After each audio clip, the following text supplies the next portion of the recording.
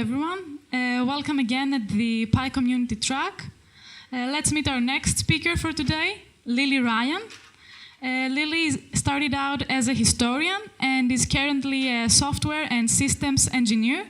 She combines her tech and history background in a very interesting way, and her talk is Scientific Hooliganism, Lessons Learned from the First Hack in History. So, the stage is yours, Lilly. Thanks.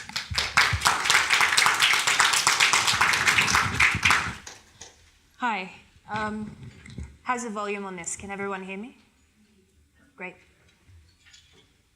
Okay, well, thank you so much for having me here. My name's Lilly Ryan, and today I would like to tell you a tale of mischief and magic and mustaches. And this is the story of the first hack in history. This happened over 100 years ago, but even though it's so old, there is still a lot that we can learn from it, and I'm hoping that I can pull out some of those lessons for you as well as entertain you a little bit. But before I jump into that, I want to tell you a little bit about me, and that's my Twitter handle so that you can talk at me on the internet if you want to. As you said before, I'm a software and systems engineer. I work for a consultancy called ThoughtWorks, and I talk a lot about privacy and open source stuff and team building. But before I worked in software development, I was a historian. So I have a really bad habit of looking back to the past and trying to find lessons that we can pull out from that and apply to our lives today. And I mean really the past, not 1970, which is what a lot of us in tech think of as really, really ancient. I would like to wind the clock back even further. So our story today takes place in 1903, and it happened in the United Kingdom. And, okay, this is a picture of a telegraph receiver, and this is just to give you an idea of the kind of technology that we're working with at this point in time. This was the most cutting-edge way to communicate with other people. So, for a telegraph to work, you would send messages to people using Morse code, lots of dots and dashes, with electrical impulses along a huge network of wires, which is not unlike what we do today. It's just we do it faster and more channel. Anyway, so this one here is a telegraph receiver with it's got a printer on it which prints out the dots and dashes so that people can have a recording of what was said. But although the tech looked different, there was just about as much drama in the tech community in 1903 as there is now. So here's a handy graph for you to illustrate that. And actually, to be honest with you, going into how much drama there was at this point in time would take literally the rest of the day. So I'm not going to do that. I'm going to provide you with a very quick summary.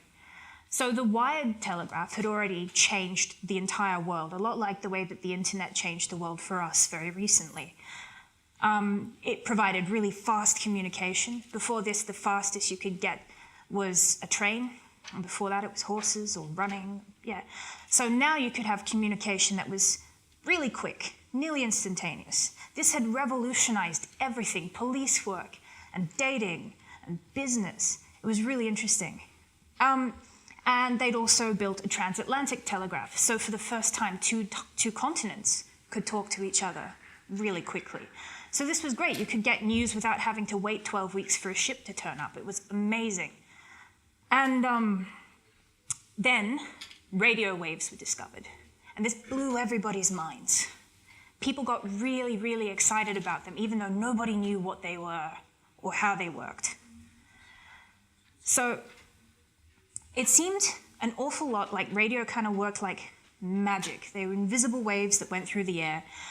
And a lot of the physics and the laws of electronics that we take for granted today hadn't quite been worked out at this point in time. People were still figuring them out as they went. But the really cutting-edge thinkers imagined radio solving everything. For one thing, you could get rid of these expensive telegraph wires if you could communicate wirelessly. And for another, there was hope that these radio waves could communicate even quicker than the wires because they didn't have quite the same physical limitations. And you could communicate in places where you traditionally couldn't put wires, like ships out at sea, for instance. So radio tech was this amazing, shiny new thing, and people talked about it in 1903 a lot like the way companies talk today on billboards about the cloud. It was this amazing, cool thing, and everybody wanted to be what you call an etheric engineer. And as a side note, I would really love to bring that term back because I think it would look awesome on business cards. So if you feel like adopting it, please do. So I want to introduce you to the etheric engineers that are relevant for our story today. So if you're from around here, you will probably know this guy.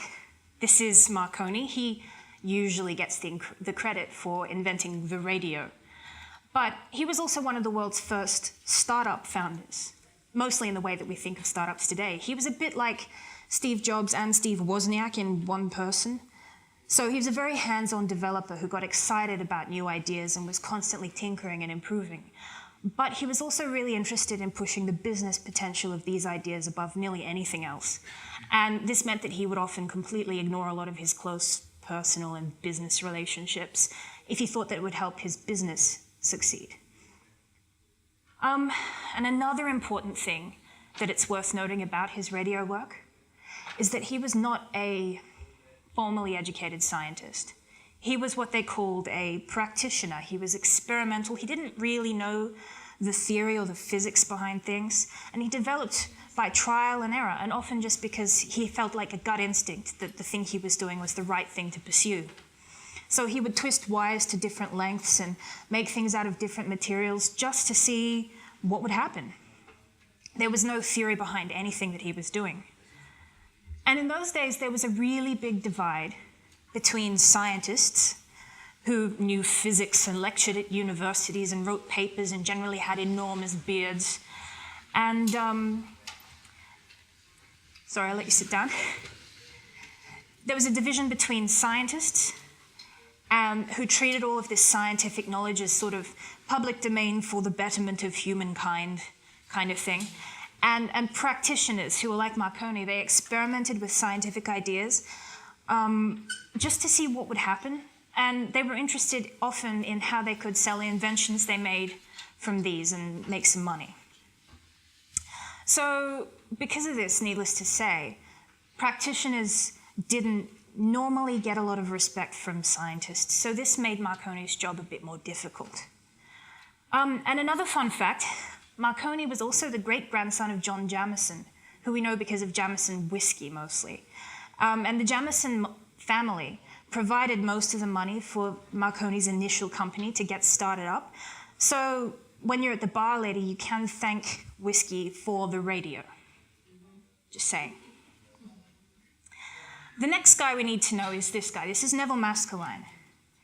He comes from a long line of men who were all called Neville Maskelyne.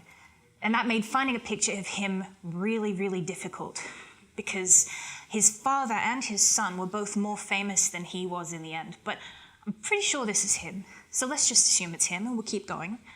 Anyway, Maskelyne, like Marconi, he was a radio experimenter. He was working at about the same time, a practitioner. He wasn't a trained scientist. He was, however, a ghostbuster. So around the early 20th century, belief in spirits and the afterlife became very popular. And there were lots of people who called themselves mediums who would go around saying that they could talk to ghosts, and they would charge people a lot of money to contact your dead relatives and friends and things. And Maskelyne was often the guy who got called in to prove these people wrong. And he used lots of scientific methods to expose tricks that they used. And because of this, he was really across a lot of the cutting-edge stuff that was happening in 1903.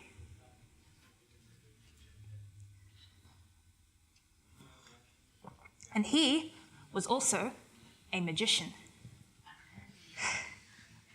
So he ran shows. He had a theatre in London. It was called The Egyptian. And he would put on magic shows there every now and again. And a lot of his tricks involved radio technology, which in 1903 was really new to people. A lot of people hadn't really seen it in action. So you could press a button up on stage and you could make a bell ring at the other side of the room. I mean, this is basically a doorbell, but in 1903, it blew people's minds that you could do this without wires. And because of this, it looked a lot like magic. Anyway, he was really, really cool. We'll get back to him. And the last person that you need to know about is this guy. This is John Ambrose Fleming. Fleming was a scientific advisor to Marconi. He was employed by Marconi. And he was a well-respected traditional science guy, traditional English science, university academy type person. His credentials meant that other scientists would listen to him. So Marconi, the practitioner, hired him partly to lend him some credibility and respectability among scientists to make his life a little easier, as to be expected. And it also really helped that Fleming loved Marconi and his work. So Fleming would write long articles and publish them in the papers about how awesome Marconi was and how cool his experiments were. And he was basically a glorified PR guy. So, in 1903, Marconi had a really big problem. Actually, he had 3 problems: syntony, distance, and money. So at this point in time, radio scientists were struggling with the first 2 things, syntony and distance. Syntony is what we would think of as tuning. This is how you would tune a signal. Distance is how far it would go. And it was often believed that you could only ever have one at the expense of the other. So you could have a tuned signal, but it wouldn't go very far. Or you could have a really untuned broad signal that would just go forever. And Marconi had been struggling with this for a really long time because this problem was a really serious blocker to his business. So getting the tuning over distance thing right was especially important for ship-to-shore communication. And he had a monopoly on this market, pretty much. So if you had hundreds of ships out at sea, you didn't want signals from all of these ships interfering with each other because it would mean that it was a complete mess and nobody would be understood. And for Marconi, this was important because he owned most of the equipment and was getting all of the licensing fees for all of these messages, and he wanted people to keep paying him for it, which makes sense when you run a business, really. So before radio, ships at sea were completely cut off from the world. Once you left the shore, that was it. Unless you passed another ship, you didn't really find out what was going on until you reached land again.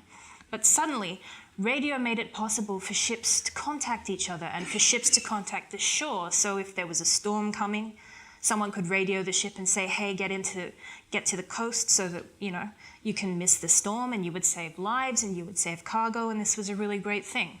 Similarly, if a ship was in distress, they could radio someone else, come and get them, get all the people, save their lives. This was a really new thing at this point in time, and a lot of people found it understandably really, really valuable to have. So Marconi decided that what he needed to do was to rush out a patent. He lodged a patent for this tuning technology in the hopes of securing his business further. And this is a picture of part of it. It often gets called the patent of the 4 sevens. There are 4 sevens in the number, that's why. And this describes a method of tuning a transmitter and receiver to the same frequency. And Marconi advertised this as a security feature. So in addition to preventing interference from other signals, you couldn't intercept, he said that you couldn't intercept or interrupt the message unless you actually knew the frequency as well, which was, is his way of saying, this means that your communications are going to be private. And this lack of interference was the thing that Marconi was counting on to make this money. But there was a problem. He hadn't actually figured out how to do it. He just said that he had. And he hoped he would figure it out later. So if this was a movie, this would be the point where things started to go really wrong for Marconi. So I bet you can guess what happened. Meanwhile, Maskelyne had problems of his own. He was a competing radio engineer who wanted to do experiments and wanted to build cool new things. But he found that he was blocked from doing lots of stuff because Marconi had gotten there before him and patented it everything. So that meant that if you wanted to use these things, you would have to pay him lots of money. But because of the way radio works, this also meant that Marconi had patented things which were basically laws of physics. So that meant that it was pretty much impossible to do anything radio-related if you weren't Marconi or you weren't paying him. So Maskelyne had a big problem with that. And the other problem he had was that he knew that Marconi sometimes didn't tell the truth about the outcomes of his scientific experiments that he was trying to use to bolster publicity to sell his stuff. And this wasn't just Maskelyne, this was a criticism that a lot of people had made about Marconi. Because he was making a lot of money, but he wouldn't give his investors or anybody access to his technology. Sometimes when people would come around to his stations, he would literally get a box that he had painted black and put it over the receivers and over the transmitters so nobody could see how they were built and constructed. He didn't want anybody to steal his ideas, and he wasn't going to share. And also when he tested something, he had no idea, he wanted to test it out. He didn't tell the truth about the results of his experiments. He would invite Fleming to watch, and Fleming would write a story about how great it was, even if it wasn't that great. So this was a real problem because Maskelyne knew Marconi's claims were false because he had actually intercepted some of them himself by accident. So Marconi had a radio station in Poldhu, which is in Cornwall, down here, and he was testing out some ship-to-shore communication. And Maskelyne had a test station nearby, and one day he started receiving some stuff. And he wasn't really sure what it was until a couple of weeks later when he saw this huge long article from Fleming in the paper about this really cool tuning technology. And then he realized what he had intercepted were actually the results of this test. And he realized that Fleming, maybe he wasn't lying, but he wasn't aware of the truth of what he was saying. So, because Maskelyne's equipment wasn't tuned, so he knew that he was receiving these things which said they were tuned, even though it wasn't.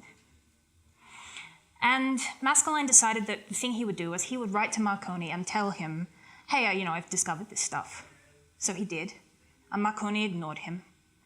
And he wrote again, and Marconi ignored him. So he got pretty annoyed. And when he saw an ad in the papers that Marconi was planning to demonstrate this fancy new technology in London to all his investors and all these science people, he got really, really angry. And started writing Pearl.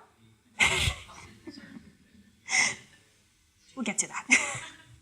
But yeah, Maskelyne, he was used to exposing people's lies when they were talking about ghosts. So now he decided to do this about the radio. So now we get to the hack. So it was June the 4th in 1903, and Fleming was in London. He was at the Royal Institution, which is this big fancy building where lots of people with top hats and monocles and fancy coats will turn up and see this big demonstration. It was a big deal. And Fleming stood up on stage. He was giving a talk about Marconi's cool new tuning technology and the way that this was going to revolutionize everything, that it was so secure and it was so cool and innovative that everybody would have to buy his tech.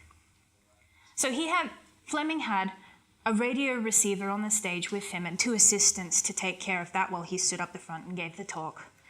And Marconi was going to be down in Poldhu at his station to send a tuned signal across all of this distance, which was quite some way in that time. Nobody had really done this before, quite that far when it was tuned. So the message from Marconi was scheduled to arrive in London at 7 p.m. This was just about when Fleming's lecture about all this cool new stuff was going to end, so it was pretty dramatic, icing on the cake type stuff. Meanwhile, Maskelyne was also in London, and in the basement of his theatre where he did all these magic shows, he installed this 10-inch induction coil, which is old, even by 1903 standards, old radio tech, very early. It had been invented in the 1830s. So Maskelyne had set up some rules for this experiment. He wanted to be sure that he was proving the right thing. So he deliberately didn't try to tune this transmitter that he'd set up at all.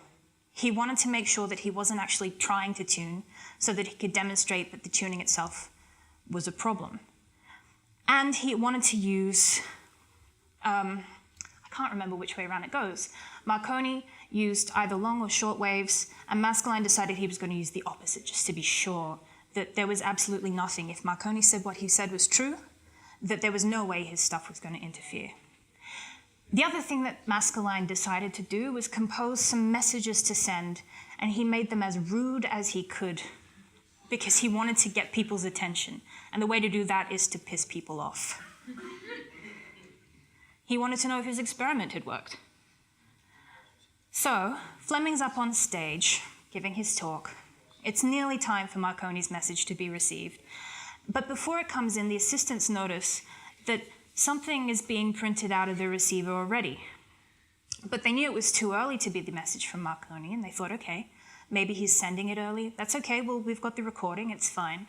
And then they had a look at what was the Morse, the dots and dashes that were actually being printed out. And they saw that it was a lot of really rude poetry. And they started to panic, because this definitely wasn't from Marconi. So Maskelyne had sent this stuff. This is actually what he sent. But Fleming's standing up the front, and he's getting on. He's a bit deaf now, and he can't hear what's going on behind him. The assistants are frantically trying to fix it and make sure that the big important audience doesn't notice.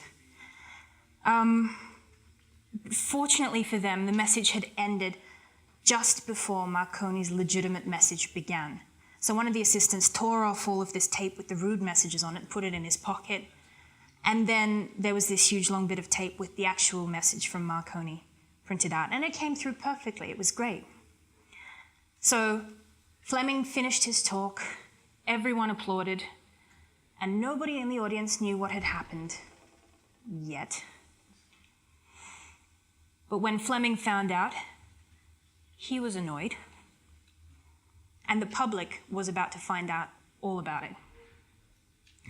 So the first reaction that this affair sparked was that Fleming went on a letter-writing spree. He wrote to Marconi first to tell him that there was a dastardly attempt to jam us. He was annoyed. And then he said, if I can find out who did it, it will not be pleasant for him. And then he wrote a very angry letter to the Times newspaper. It was very, very long, and he demanded names for who had perpetrated. It was like somebody's parents. I want names of who did this. Own up. And he called them attacks of scientific hooliganism. But at the end of the letter, he went on to say, we can't afford to laugh at it, because he theorized that what the culprit had done was they had used a strong earth current to destroy the grounding of Marconi's apparatus and broken the tuning technology that way, and then used a tuned frequency to disrupt the broadcast. He was totally convinced that Marconi's tuning technology was solid, and he never believed that any kind of old school tech could disrupt this cool new stuff. Unfortunately for Fleming, writing this letter to the paper was exactly what Maskelyne had hoped that he would do. So the magician outed himself in the Times. The next day, he wrote a very long letter back, and they printed it, and everybody saw it. And he emphasized that he had used a simple, untuned radiator. He meant this very old tech, not tuned at all, to make this happen.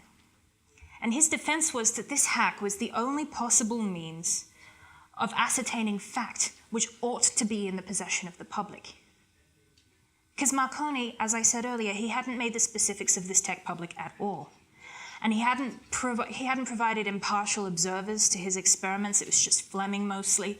And then he'd ignored Maskelyne's messages, all the while expecting that people were going to give him lots and lots of money for this technology. And what's more, Fleming's letter to the paper was proof that Maskelyne's hack had worked. And it was very public because it was in the newspaper, so everybody had seen it. It demonstrated that the tuning technology was vulnerable to jamming and vulnerable to interference, which was exactly the opposite of what Marconi had claimed. So there was not really much defense to this, because everyone had seen it happen. The general theme of Fleming's letters back to Maskelyne, because he kept writing back. It was like a flame war. It was just published in the newspapers, so everybody was reading it over their breakfast and spitting out their tea. So Fleming's letters back, His main defense was that Maskelyne should not have done what he did because it was not fair. How could he?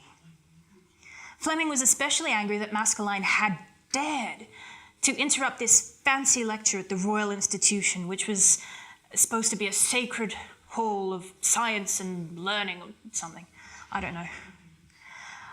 But he complained that what Maskelyne had done was a ruffianly attempt to upset the experiment and quite outside the rules of the game. If you had just done what we intended for the users to do, you would not have found this bug, and it would have been fine. And he was also upset because the attacks were getting in through the back door, which is, I think, the first time I know of that somebody has used the phrase backdoor to talk about a hole in tech security, which is pretty cool. So what happened after this is what happens to a lot of companies who get hacked and they try to cover it up. The shares in the Marconi company nosedived for a little while. And Fleming especially suffered. He really ended up being the scapegoat for all of this. His reputation as a scientist took a hit because he was the one who had stood up and defended Marconi for a very long time in public. Marconi fired him, and he fell out of favor with the scientific community generally. So he took himself off for a couple of years, and it was okay for him in the end. He developed what eventually became the vacuum tube. A few years later, Marconi hired him again, so don't worry about him. He's okay. But what is more important is that the Maskelyne affair sparked a huge conversation about security and due diligence. And it pointed out that if radio was going to work, and if tuning technology was going to work, there needed to be a framework that set guidelines for frequencies and transmitting devices and who could use what and where and when. And this is how radio still works today. So signals will get messed up if people ignore these rules. So if you've ever bought a car alarm from another country with different frequency rules, you may have discovered this. The other thing that came out of the hack was a conversation about the responsible intersection of commerce and science. So before Marconi, scientists did science mostly just to discover new things about the universe. Nobody was really thinking about monetizing anything. And nobody had come along and patented this stuff before. So the general feeling was that if you were going to use the laws of nature to make a profit for yourself, you also owed it to the public to get your tech right. And this meant that you had a moral responsibility to be clear when things went wrong and to try and make things better for everyone. So this is a pretty cool story, but it has been more than 100 years, so how does it help us? So, Marconi's side of this story has a lot to offer developers and most businesses. It's a textbook example of how not to behave if you're trying to sell a cool new thing. Here are some things to remember. Firstly, open source has always been a good idea.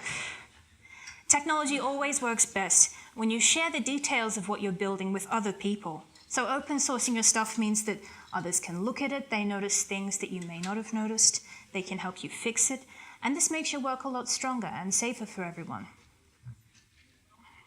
The second thing is that proper testing is really important. If you only test the expected user case, then you're only going to find the results of the expected user case, and you're not going to find anything else. You should test your edge cases and your fail cases and all the cases that you can think of, because if you don't find the bug, one of your customers is going to find the bug instead. The third thing is to be honest about your struggles. If something's taking you time and you can't work out how to solve a problem, or you don't think that you're going to deliver on time because you've run into something problematic, it's a really good thing to be able to tell your bosses and to tell your customers when you're experiencing these things.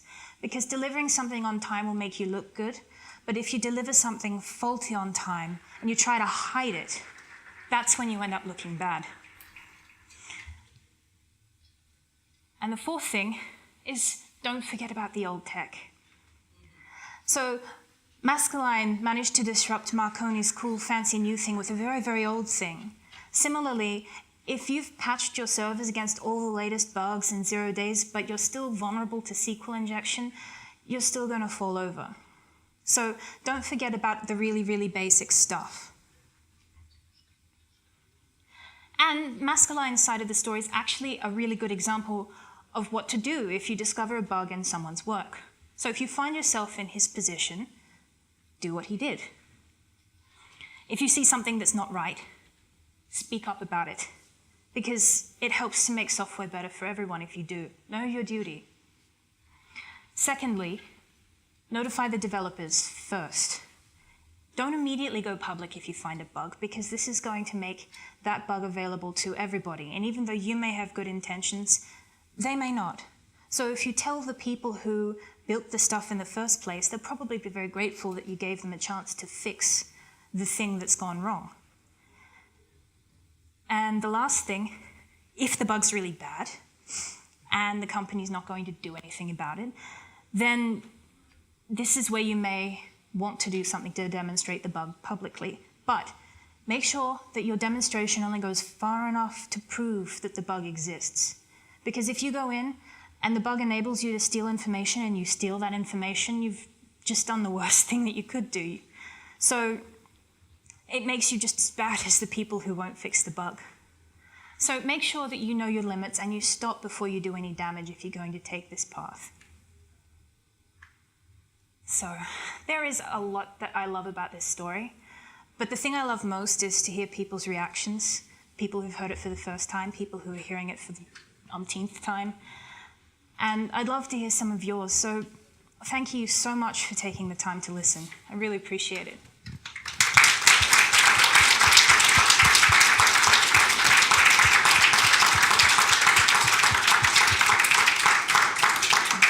Thank you very much, Lily. Now let's proceed to the questions.